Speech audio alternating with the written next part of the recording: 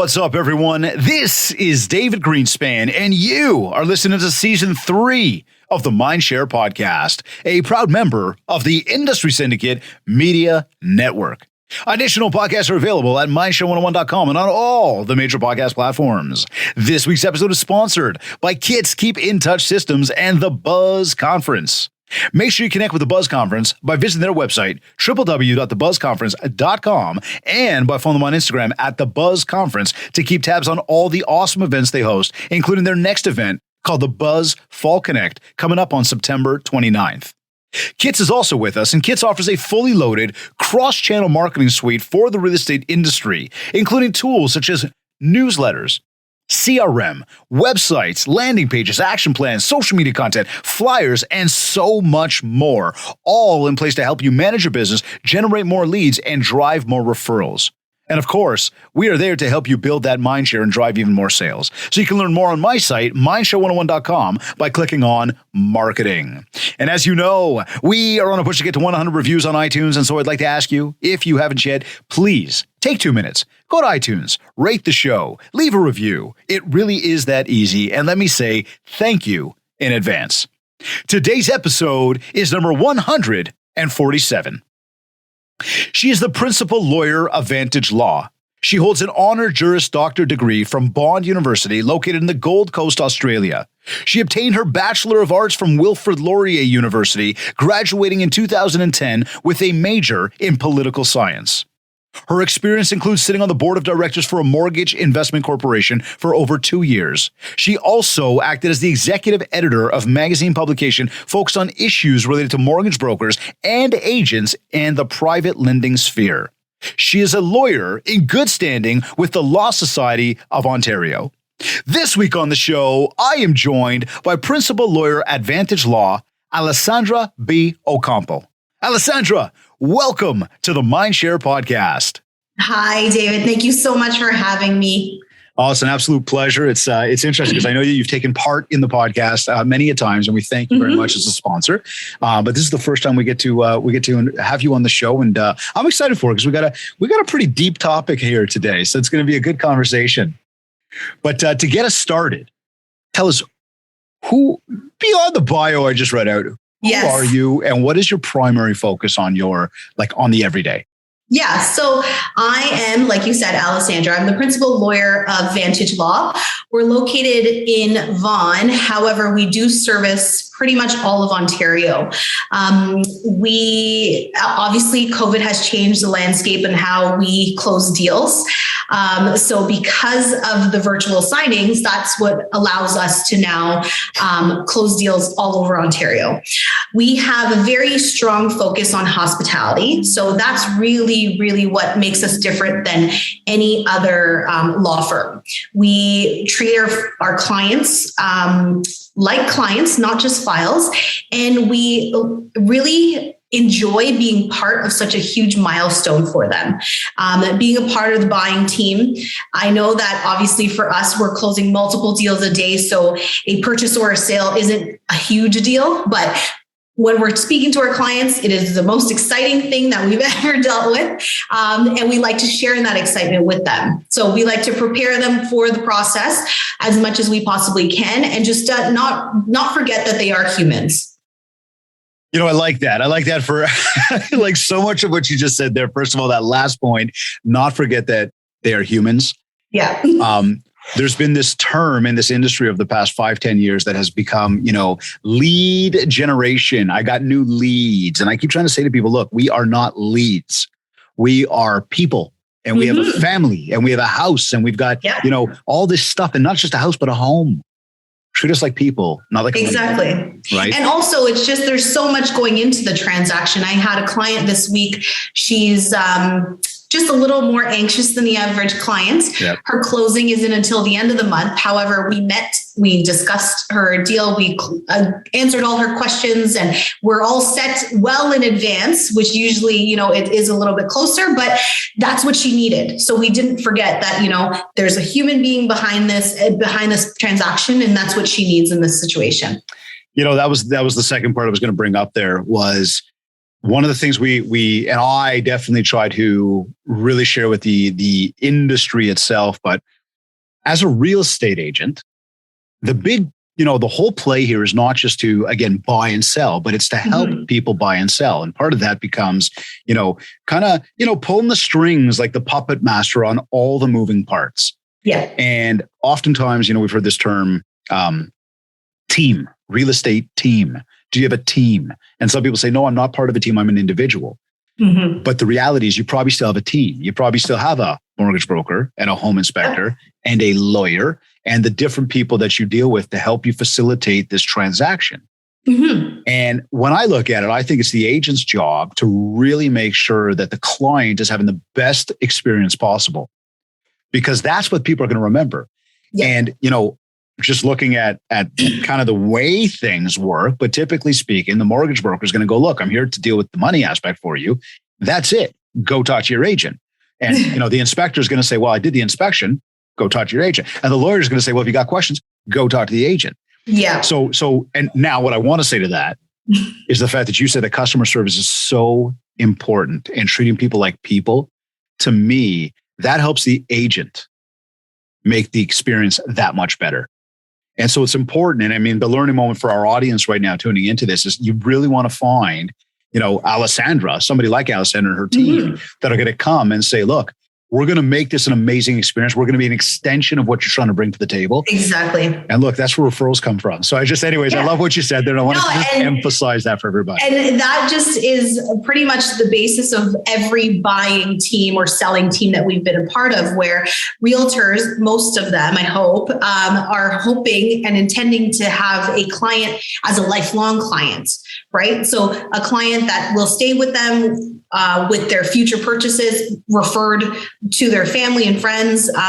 So being able to count on your entire team, where, we've had situations where there's a problem, but if I am close to the mortgage broker, I can contact them directly and deal with that without having to panic the client at all. Right. So there's so much value to actually having that very trusted team behind you. Couldn't say it better myself. I mean, that's it, but that's exactly what it is. And I think that when we look at experience, like client experience, and we talk about this in technology all the time. This is why the new phones keep coming out, new apps keep coming. Mm-hmm. What's the user experience? Well, this is the same idea. What is the client or customer experience? And if everybody on my team, I'm the agent, you happen to be part of my team, if everybody on my team is operating at like full capacity, we are all going to win. Mm-hmm. Right? Exactly. We are all going to win. So anyways, I love the way you do that. So tell me this. You must see some like really crazy stuff come across your desk. Give me what is like one of the craziest things that's ever come across your desk without giving like too much detail, but just give us something wild. Is there anything that comes to mind? Honestly, there's just so many different scenarios. And I figured that was a loaded question. And honestly, that is probably why I love real estate so much, because there's just so many different scenarios. I have a transaction that's ongoing right now where the family dynamics are just completely unstable. So the parents are selling with the children. However, there's a separation involved and everyone's fighting with like the numbers, and the realtor is obviously trying to help the situation. But here we are now trying to act as if we are therapists and family lawyers and mediators and this and that. So it not only are the buying team, here we are trying to close this transaction, but we're forced to put on all these different hats, right? Because again, we can't just say, no, this is your problem. We can't deal with that. We still have to hold their hand throughout the process and do as much as we can without stepping over those lines where we're trying to negotiate who's going to get what and like try to pick sides to like that. So that's a pretty crazy situation. I feel like COVID has really made things interesting for us. Being a younger firm, we were able to transition pretty well with the virtual signings. With that, having to like so quickly adapt to, getting on Zoom and trying to walk clients through how to use it, and then digital signatures and things of that nature. And then obviously you have some clients that are completely lack any experience in technology. So I've had to go see older clients and, signed with them through a window, right? Just out of safety for both of us, because this was like at the height of COVID when nobody had any answers and nobody was willing to really take a chance, right? So, it's been a very interesting ride. And I love it because it is so different every day. You know what? That's the fun part about the world that we live in, or the business that we're in, is that everything is just so different each day. The people you deal with are different. The situations are different.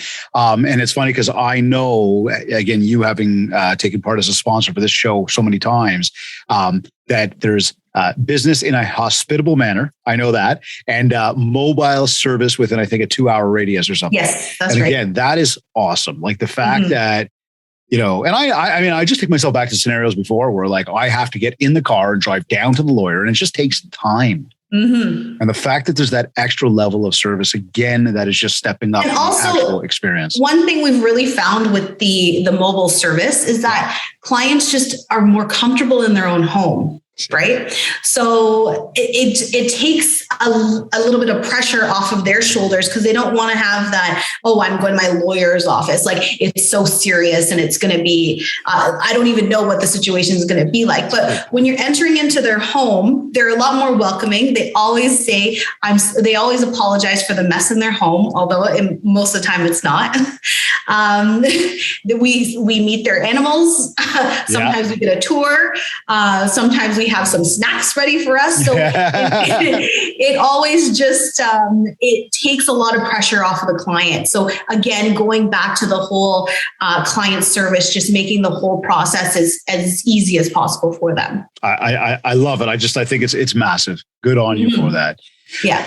Now, I want to go to this elephant in the room over here. Well, one of them, but this came through from Maria a couple of weeks ago. And I want to quote this because there was a whole email that came through. I'm going to quote just a piece of it, but it said, under the plan, they are proposing to use the Criminal Code of Canada to ban the use of blind or traditional offer processes for home sales. They went on to say that this proposed change would criminalize a homeowner's right to sell their home how they want, essentially mandating forced housing auctions for all Canadians. So here's a scenario. We're going to try to dissect this one together because, again, there is a lot. And for everybody tuned in, listen, this is a loaded question over here. There is so much deep nitty gritty to dig into that none of us can really grasp all of it. And we don't have all the details yet. But I wanted to bring this up because this has become one of those topics that a lot of people are talking about. We know the industry is not very much in favor of, but I want to clarify certain things. So I kind of came up with this scenario, okay? Let me see if this is going to work here. Homeowner decides to put their house up for sale, but they decide they're not going to list with a realtor. I got this. I don't need a realtor. But then all of a sudden, for whatever reason, this realtor comes along and goes, look, and they basically do their thing. And the homeowner goes, you know what? You're good. You're good. I'm going to list with you. So they went from not wanting to list to going, I'm going to list. Okay, done. So now we've got agency technically created, right? Now, once that happens, the listing is up, everything's going on. And a few days later, some random buyer comes along and says, hey, I'd like to make you an offer. And they go directly to the homeowner. Homeowner goes, you know what? That's a great offer. Keeping in mind, homeowner was never going to hire an agent to begin with, knows they have an agent, but they're like, I got this.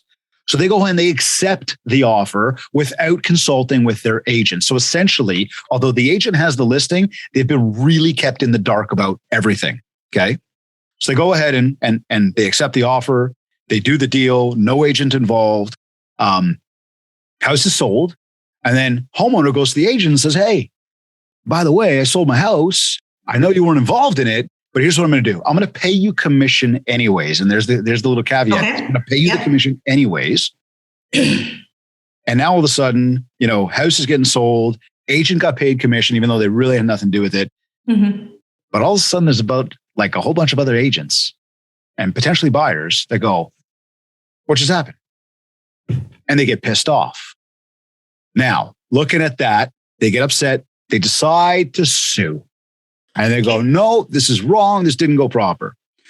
So the question would be this, okay? And based on that scenario, who could they go after? The listing agent who ended up having no control and no involvement, but did get paid a commission, or the seller who did their own thing. You see, because under the new proposal, and we talked about this before we went on air, right? Like, what do you do? All you really have to do is call the police at that point. Think about it, right? I just got to call the cops. It's criminal. I just got to call the cops. And I go, look, I want to charge these people. They did something wrong.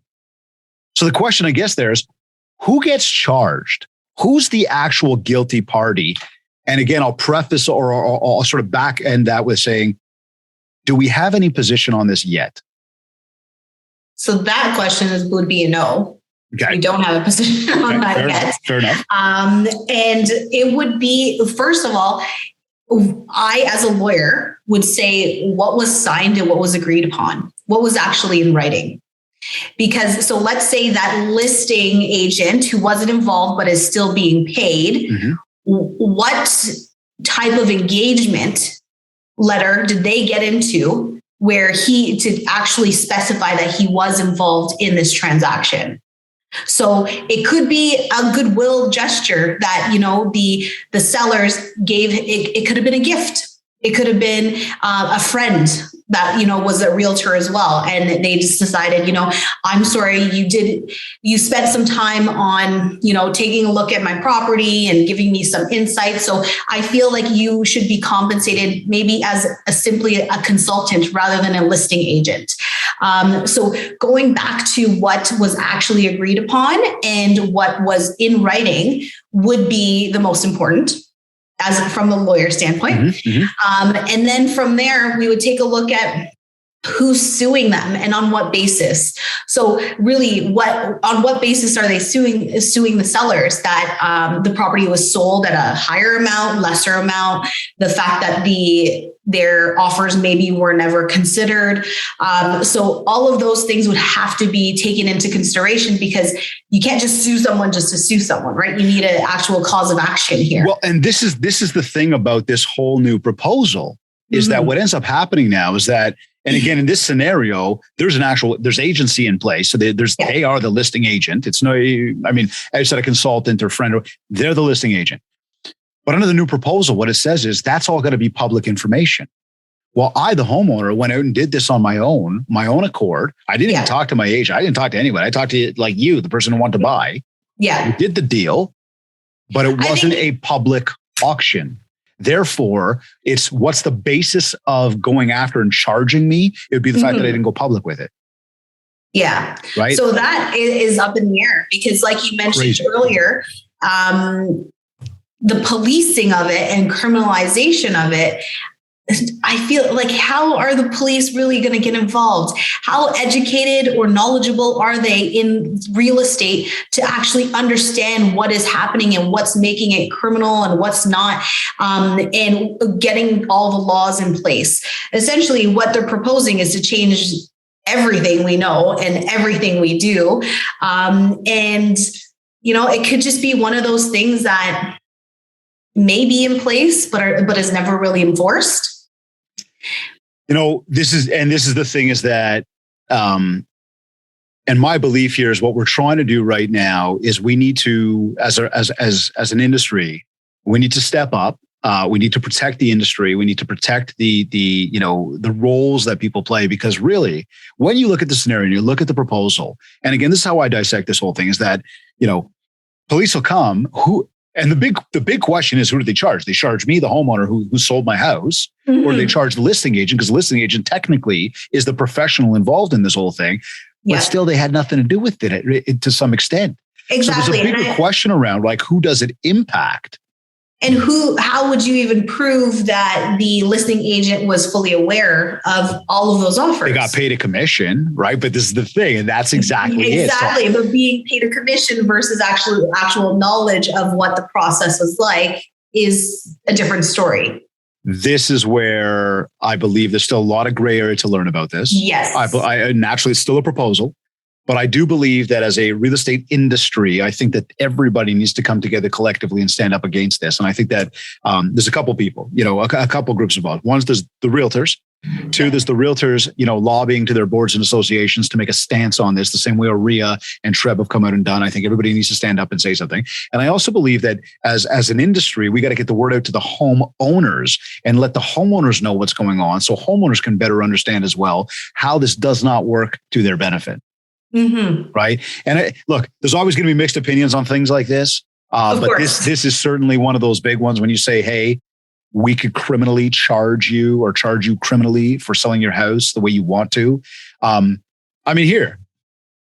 what I want to know. Okay. And I'm sure as many others, and what do you think about this? But how the heck could they come out and tell us how we're allowed to sell? And why should people have to disclose? I mean, nobody else in this world has to disclose that in any business, right? Like, how could they do this? If this is provincially regulated, how is it that the federal government thinks they can just step into this thing?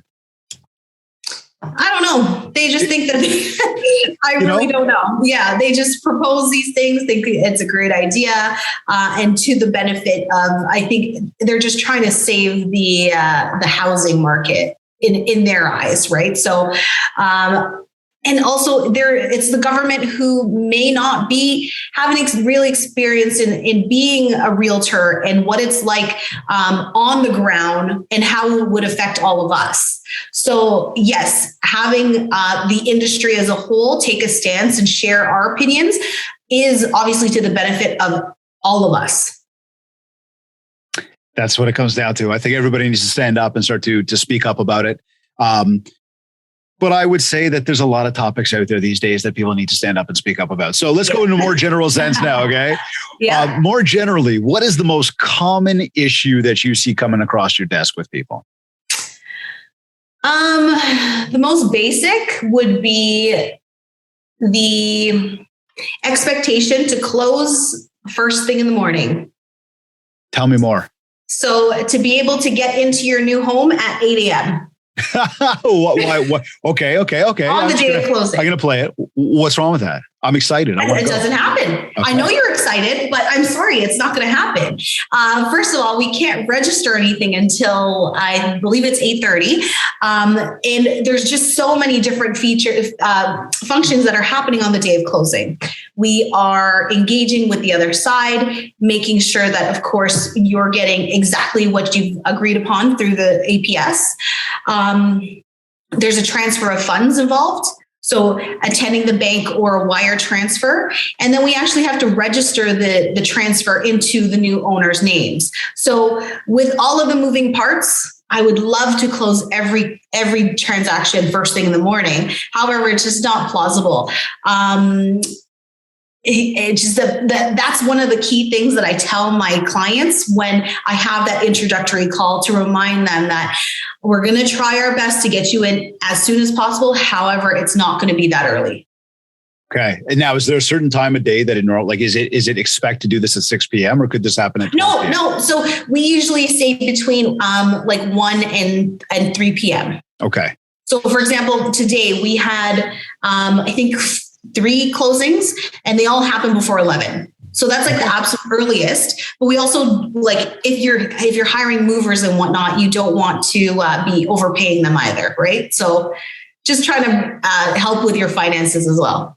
Look at that. That's what you call service. No, but I would say there's a great learning moment, though, for agents. And this is one of the things that we've been talking about through a lot of our trainings that we're doing with the different groups that we're training on a regular basis.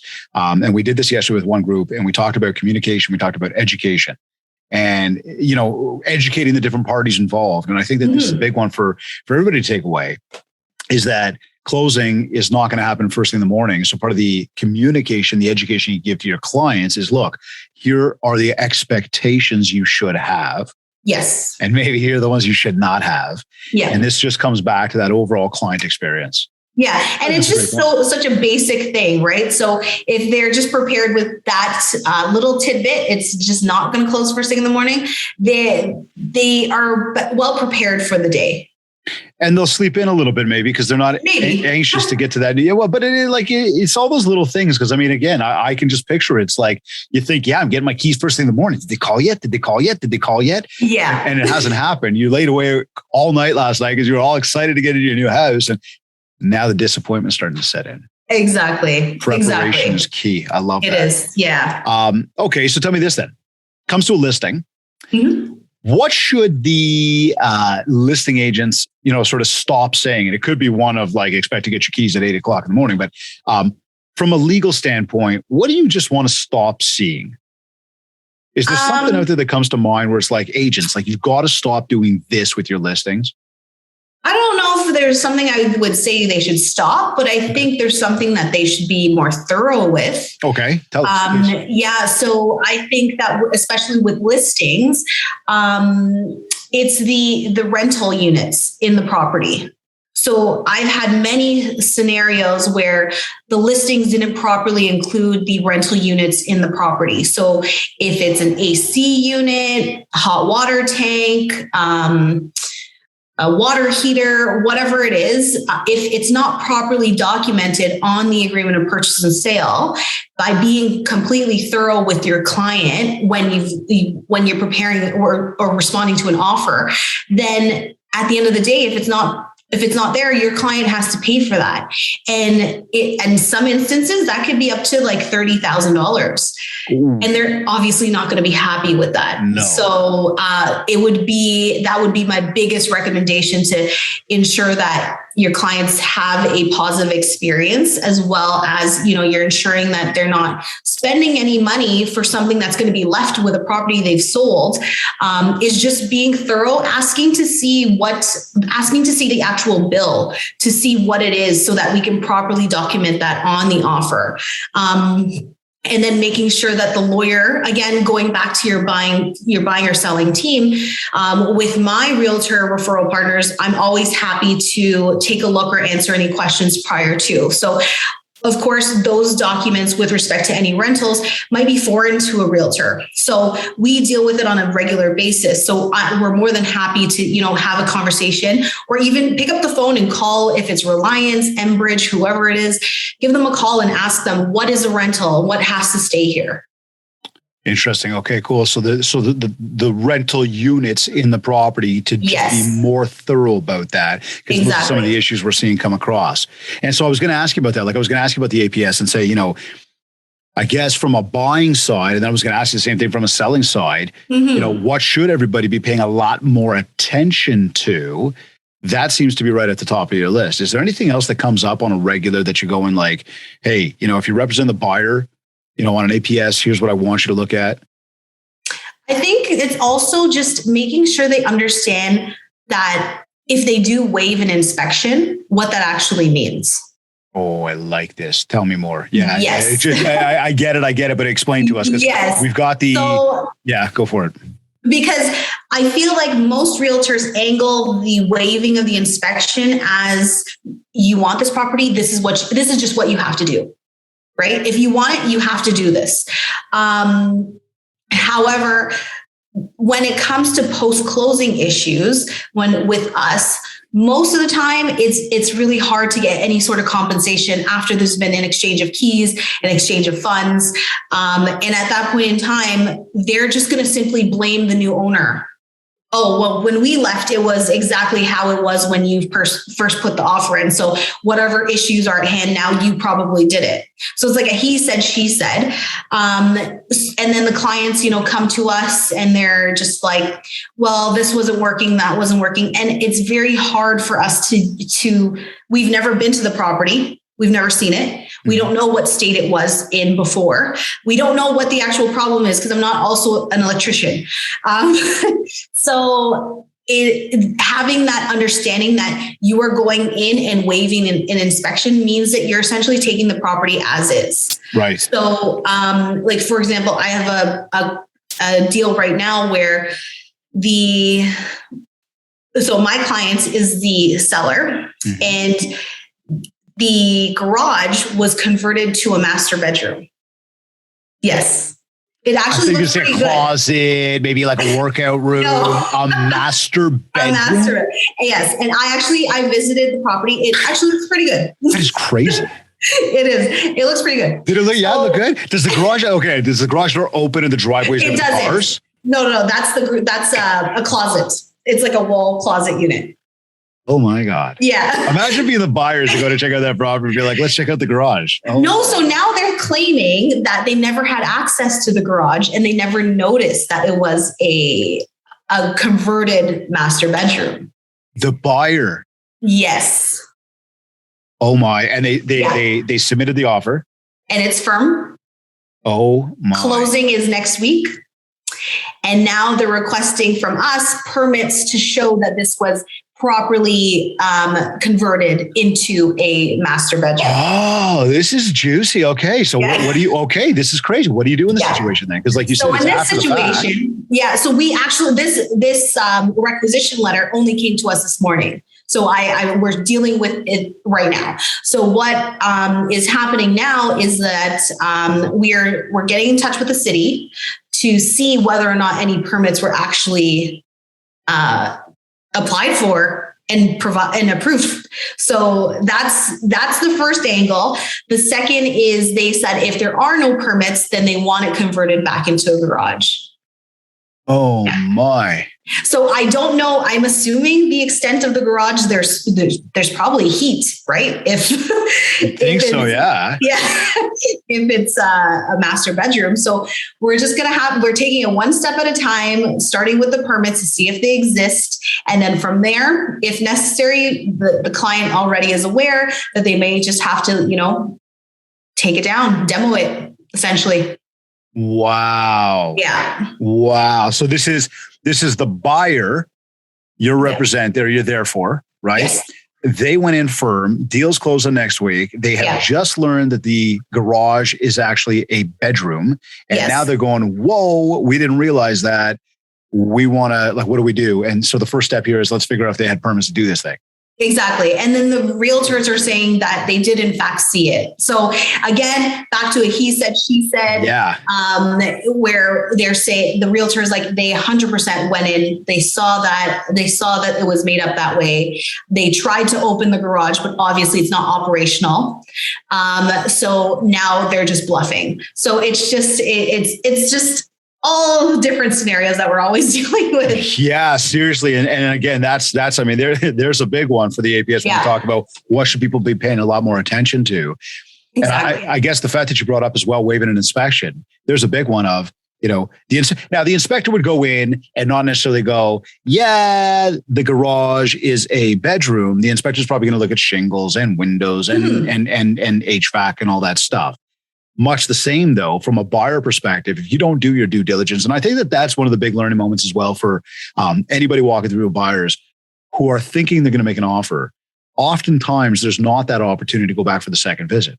Yes. So you've walked through there the first time. You've kind of done we really like it. You leave and you're like, oh my God, I think we like it. I think we're going to make an offer. And then you start getting that second thought of did we look at this properly? Did we look at that properly? Or maybe they don't even think about that. Now all of a sudden they made the offer, it gets accepted. They go back in for the first visit. And it's like, what's that? Yeah. So the learning moment here would be you take your time. Take your time. Buyer, right? And also fully understand that the agreement of purchase and sale is a legally binding contract. Right. I feel like a lot of times people don't understand that you're bound. This is something you've agreed to. So you can't have buyer's remorse after it becomes firm and just say, you know what, I don't like it anymore. I'm just going to step away from it. Give me my deposit back. No, that's not how it works. We can obviously try to entertain a mutual release. Maybe that is to the benefit of the other side. However, for the most part, that's not how it's going to work. No, not at all. And from a seller's perspective as well, then when we look at APS and we go, what should they be looking at? Mm-hmm. Is there anything there that's been, from a buyer, that makes a lot of sense. In fact, we just got a question here that said, with waived inspection, what about a non-disclosed material latent defect? So for those circumstances, what happens with our files is that if there is a latent defect, we will always engage the other side. So honestly, it could be something, we had something as simple as, there was a missing mirror. It cost $60 and the client was just super upset about it. We will always entertain that conversation with the other side and try to recover anything with them, try to have some sort of negotiation. Most of the time it's literally just crickets. But if it's a very serious latent defect, what we'll do is we will put them on notice. Mm-hmm. And then that point in time, we will start engaging in a litigation lawyer or paralegal to try to actually recover this for the client. Because when it comes to one of those bigger issues, let's say mold, I had a client with a rat infestation, where the price tag of that issue is so high. And also you may have an inkling of some sort of negligence on the part of the seller. Mm-hmm. You want to engage in a litigation lawyer to further investigate the issue and potentially take it to small claims or sue them civilly. So in those cases, it's not that the buck stops here. Mm-hmm. There are further avenues that you can actually take. However, we will just take it step by step. You bring up the rat infestation. I have a coaching client that told me about a property there that had a bat infestation. Oh, no. And there was an argument there, like, how did the sellers not know about this? Yeah. Right? Like, how did they not know? But okay, so APS then, what is that thing for a seller that they should be paying more attention to? For the seller, I think that it's just like the clauses, because when you're the seller, you are simply reviewing what is being provided to you by way of the offer, right? So ensuring that the clauses are there to protect you as well as, of course, maybe you approve of the purchase, the sale price, you approve of the closing date. Like those things are obviously the main features that people really look at right off the bat. However, you have to look at all of the clauses as a whole. So if there's a holdback for some sort of repairs, who's going to be holding that holdback? I have another client who has a pool and it's closing at the end of the month and she doesn't want to close it because there's costs associated with that, but it wasn't stipulated in the agreement of purchase and sale and the other side wants it closed. So now we're negotiating the cost involved in that. So making sure that those details are covered for your own benefit and not simply being sidetracked by, the purchase price and the closing date, which is usually what our focus is. That is a very cool one you just brought up. As you said that with the closing of a pool at the end of the season, it's like I could just walk away and go, well, it ain't my pool anymore. I sold it. Exactly. Yeah. The person going, no. You got to close that. Like, what do you mean? I don't even know what's going on with it. I don't even know when I'm supposed to do it. It's the first time I'm going to own a pool. Exactly. And I don't have a pool, but from what I understand, it's not an easy task. No, there's a process. I mean, I don't have one yet either, but I understand it is a process. Yeah. But that's an interesting one. So, okay. So let me spin this right into, what's some of the biggest issues why deals are not closing? And what might you say about that? Like maybe that runs real deep. I don't know. I might have just opened up a can of worms there. No, not at all. So we've been practicing for 5 years now, and we've only had one deal that hasn't closed. Ever. Whoa. Yeah. Okay. Yeah. So deal with Alessandra because she brings you good luck. That's just maybe, I don't know. That scenario was simply my client was the buyer and he just didn't have his finances in place and it was just a messy situation. Okay. So that was purely on his fault. That's it. But what we've been seeing with extensions, so we get a lot of extensions, is simply based on financing. The banks are so backed up and it kills me because I don't understand how even after all this time, they're still using COVID as an excuse. They've had nearly 2 years to adapt to the volume, to adapt to work from home, to adapt to all of the changes that COVID has brought. And still they haven't been able to really deal with it properly.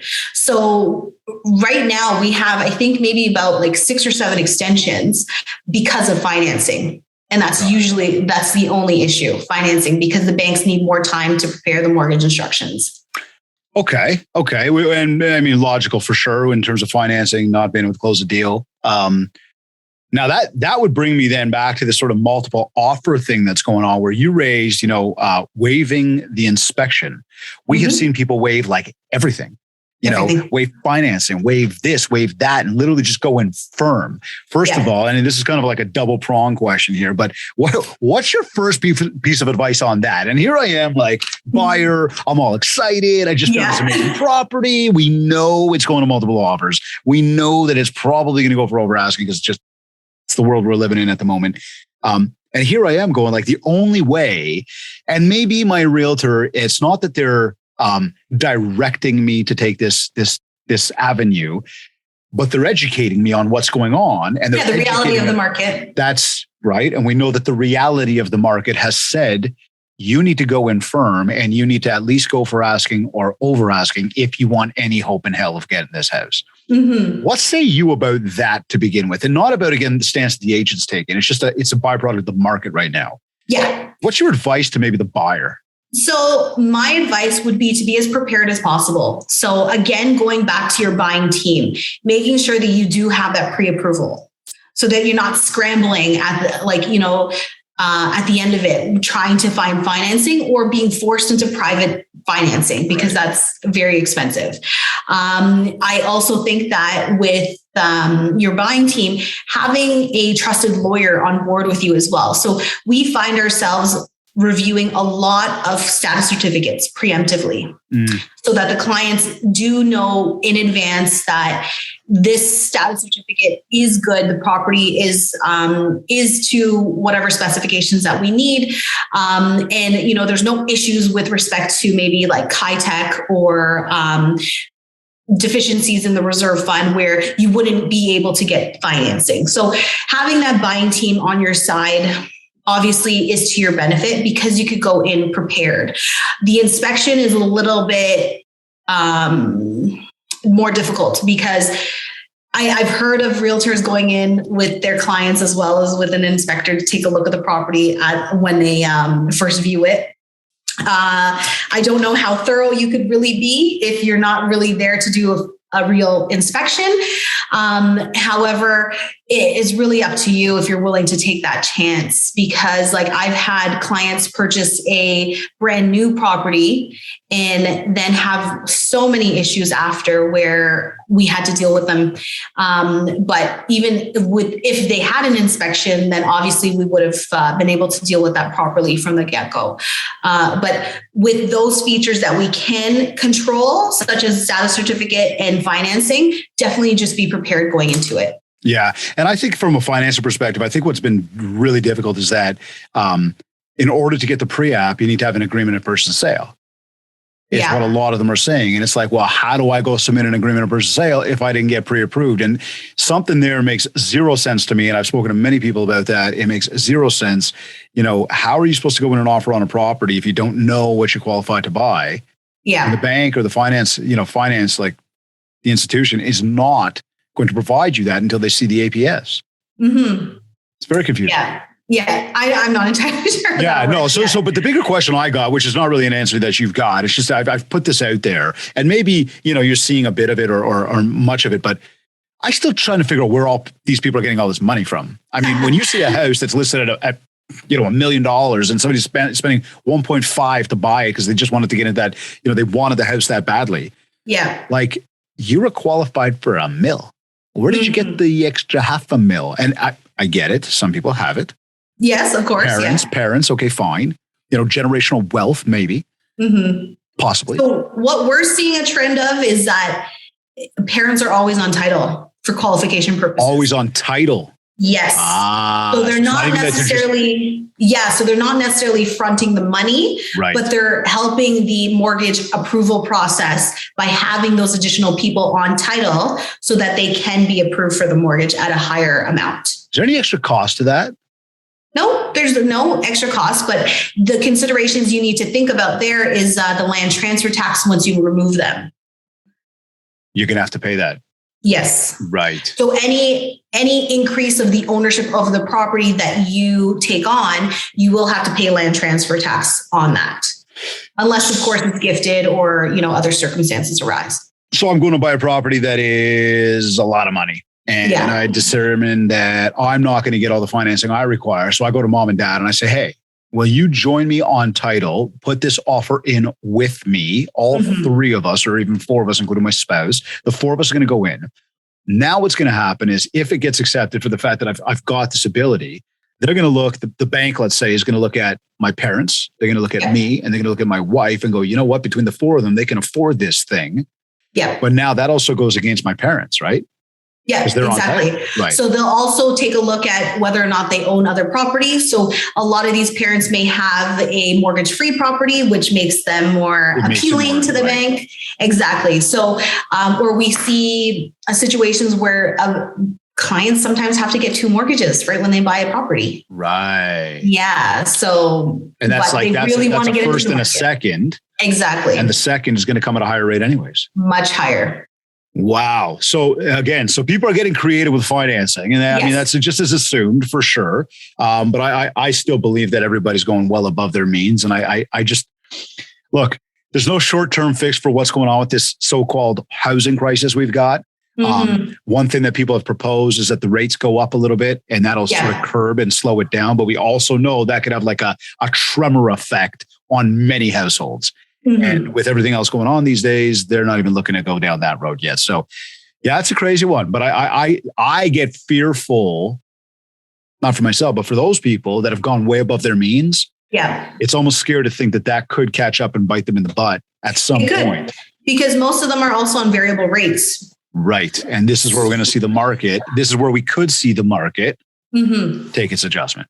Yeah. But again, no short-term fix on that. So tell me this, for everything we've talked about today, are there any key learning points, key things that maybe I didn't ask you about or we didn't discuss, that if you were sitting here with a room full of realtors and you went, guys, I've got this bat in my hand and I'm going to hit you over the head with like one big message.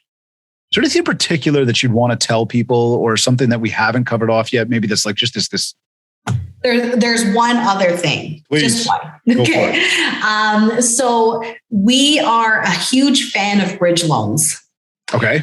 So staggering, if your client is buying to sell, so they're selling their current property and then buying a new property, staggering those closing dates so that they purchase first, have a bridge loan for a few days, and then sell.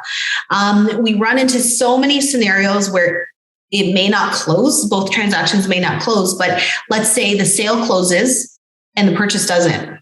Where are you going to go? That's the big problem most people are having these days. Exactly. So a lot of times when you are with, let's say, an A lender, the cost is nominal for a bridge loan. I can't speak to the approval process of that, but from what we see in terms of the cost, it's nominal to provide you with so much convenience that, I don't know about you, but like I have moved before and it's not easy. There's a lot to do, right? So to do all of that, to move out of one house and fully move into another one and move all your stuff, have movers, have family members, whoever it is helping you, it's a big feat. So being able to stagger those closing dates, even if it is one day, it protects us from any issues that we may run into because your client won't have to stay in a hotel and they may have children, right? Like it can be so inconvenient to everybody involved. And then also just the ease of the move entirely for the client. So that would be one of the things that we would love to see more of. Okay, cool. I like that. Good advice there. And incredible because it just went full circle to client experience and just making it the best experience there is possible out there. Exactly. So question for you. How do you know it's a successful day for you? How do I know what, sorry? That it's been a successful day for you. End of the day, your day is over and now it's time to look back and go, how'd it go? How do you know it's been a good Honestly, the closing's going smoothly and as early as possible.